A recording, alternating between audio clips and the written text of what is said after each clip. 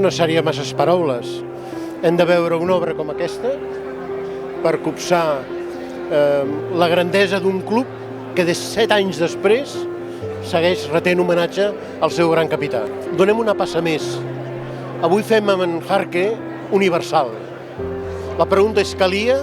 Segurament no, però que el puguem veure sempre al Museu de Cera i que Barcelona, Catalunya i Espanya tinguin aquesta referència com una obra d'art al servei de l'espanyol, al servei del futbol i al servei de la família Jarque, ens omple d'emoció.